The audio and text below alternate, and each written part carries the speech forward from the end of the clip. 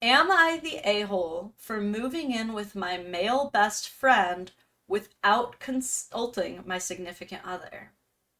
I know you guys have some preliminary thoughts. I'm gonna just jump right into it though. I have a feeling that I'm the a-hole, but I still need an outside POV. I have dude friends and girlfriends. I don't really make a distinction between them because why should I? I've always had that thought and that notion. The idea that you can't be friends with someone that you could potentially be attracted to if the stars align is right just feels stupid to me. But I've always respected the boundaries of my partners in the past, as with my boyfriend in this relationship. For example, I am a very cuddly person. I always have been. I cuddle with my friends, with my mom, with my cousins, etc. As soon as I am very comfortable with someone, basically. My boyfriend expressed that that makes him uncomfortable, so I have cut that out for the most part. But here comes the deal. My best friend and roommate needs to move out for an internship overseas for 6 months. She would come back after that. My other friend is being thrown out of his apartment because the landlord is leasing it to his niece that needs it more. So we were all sitting around in the living room, and my best friend said, "Hey, you could simply move into my room for the 6 months while you searched a good apartment. That way we don't have to look for someone to sublease the apartment, and OP doesn't need to have a roommate past it." I was actually pumped about that idea, specifically by not having to live with a stranger. We The phoned our dog reminds landlord and me they I gave us need the to go get ahead. cat food.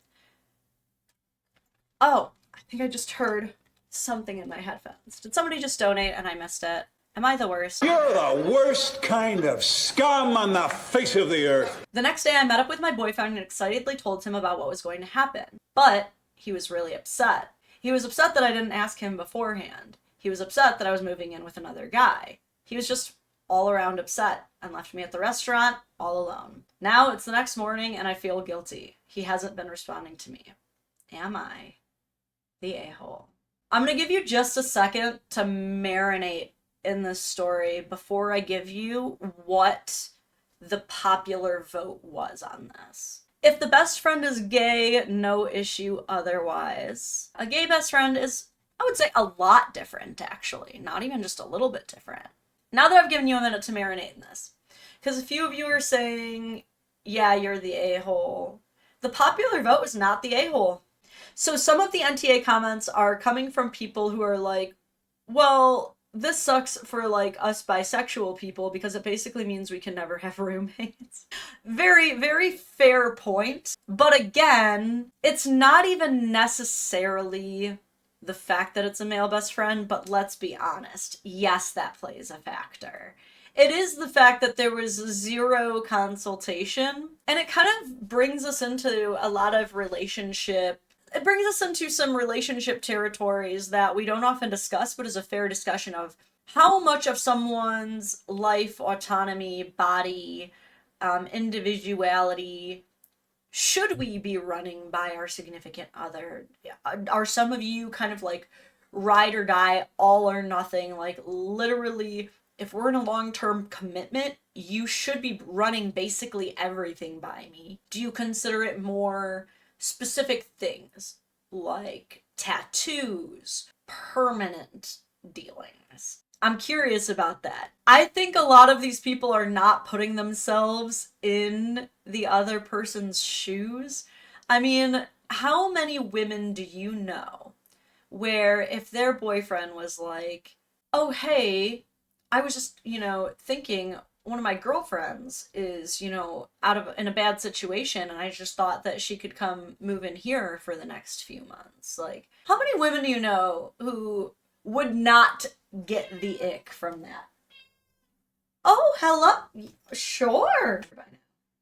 Why are you playing hard to get right now? Anyway, is this a form of catcalling? Literally, yes. Oh, I was gonna see if this person had any responses to the comments, but they did delete their account. What does that say?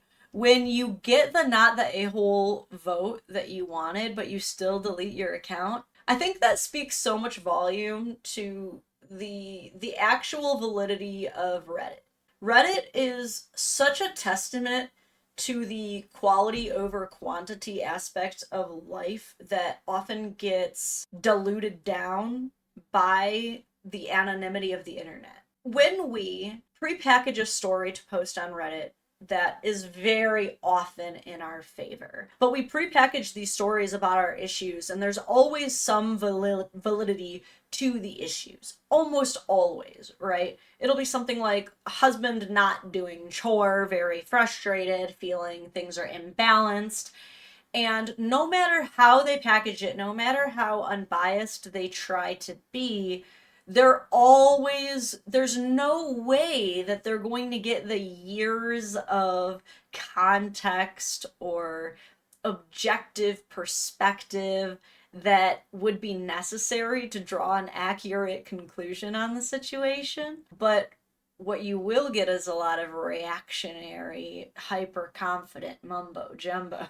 They clearly felt the guilt, and hopefully they didn't end up going through with it. I think she's got time to salvage the situation, but I don't know about that, man. To just unilaterally decide, like, I'm gonna move in with a dude, and like, and what's the difference? And what's the difference? How do you guys feel about that attitude? Especially because the OP, she specifically talks about like cuddling. Like her boyfriend already had to be like, stop cuddling your cousins. Stop. Like, we can't just forget about that little part of this story. The fact that she literally had to be scolded because she couldn't stop cuddling her cousins.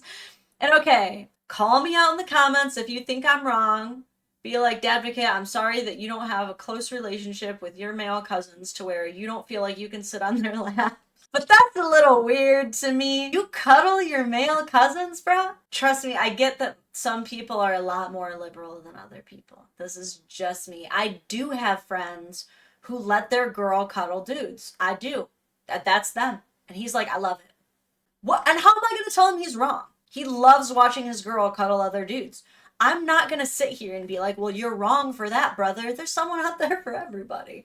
You know what I mean? He loves that. Good for him. But I will say that's the minority. And I think that they know that they're in the minority. Can you just give me a quick one in the chat if you cuddle your opposite sex cousins and I'm crazy? Don't think unnatural thoughts about your cousin, Russ. One person is like, bro, chill. You're family. Okay? Look, I told you this was going to get controversial. We stepped into the waters with, is it chill to move in with your male best friend without talking to your boyfriend? And then we just got a little bit deeper with like, what about cuddling your cousins? Let's get a little Game of Thronesy with this. I love when I disagree with a popularly voted Reddit thread, though. I don't know if it's just like, that means I'm a contrarian or what. There's a Mark Twain quote, though. I don't remember exactly how it goes, but it basically goes something along the lines of, whenever you find yourself agreeing with the side of the majority, you should really start questioning things. And that's kind of, I'm like, okay, so someone else who found success in life prescribes to the same way of thinking as me. That's kind of a relief. Thank you, Cameron. Good rule LF thumb, if the reverse situation would make you uncomfortable, it's worth a conversation. Yes. If it's something that, like, you know you'd have a problem with, you cannot justify yourself doing it. You just can't, silly goose.